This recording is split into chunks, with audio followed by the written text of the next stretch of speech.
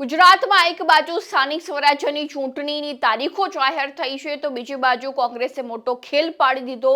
ભારતીય જનતા પાર્ટીને મોટો ઝટકો લાગ્યો છે, જેમાં તાજેતરમાં જ એનસીપી યુથ વિંગના પૂર્વ પ્રમુખ જિગ્નેશ જોશીએ સમગ્ર ટીમ સાથે કોંગ્રેસનો ખેસ ધારણ કરી લીધો. તો બીજી બાજુ ભાજપ અને આરએસએસની ભગીની સંસ્થા વિશ્વ હિન્દુ પરિષદના વડોદરાના પ્રમુખ એવા રાકેશ બારોટે પણ પંજો ધારણ કરી લીધો છે. અને આ મુદ્દે કોંગ્રેસના પ્રદેશ પ્રમુખ અમિત ચાવડાએ વધુમાં શું કહ્યું, એકવાર તેમની પાસેથી સાંભળી લઈએ. છેલ્લા કેટલાય દિવસોથી આપ સૌએ જોયું હશે કે સમાજના વિવિધ વર્ગના લોકો, વિવિધ રાજકીય પાર્ટી સાથે જોડાયેલા લોકો અને પ્રબુદ્ધ નાગરિકો ગુજરાતને આવનારા સમયમાં જે નવી દિશામાં લઈ જવું છે, આ ભ્રષ્ટાચારીઓથી મુક્ત કરાવવું છે અને એના માટે કોંગ્રેસ પાર્ટીમાં જોડાઈ રહ્યા છે.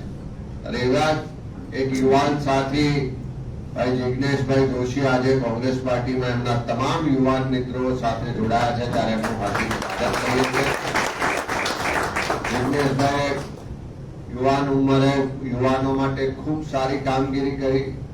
એનસીપીમાં પ્રદેશ કક્ષાએ, રાષ્ટ્રીય કક્ષાએ પણ કામગીરી કરી છે. ત્યારે આવનારા સમયમાં ગુજરાતમાં જે પરિવર્તન માટેની લડાઈ છે, જે લોકોના હક અધિકાર માટેની લડાઈ છે, અને કોંગ્રેસ પાર્ટી તમામ વર્ગ વિસ્તારના લોકોને સાથે રાખી આવનારા દિવસમાં ગુજરાતના લોકોનું ઉજ્જવળ ભવિષ્ય બને, ગુજરાત વિકસિત બને, પ્રગતિશીલ બને, એ દિશામાં અમારા જે પ્રયત્નો અને સંઘર્ષ છે એમાં બધા જ સાથીઓ જોડાયા છે, એમનું હાર્દિક સ્વાગત કરીએ છીએ. સાથે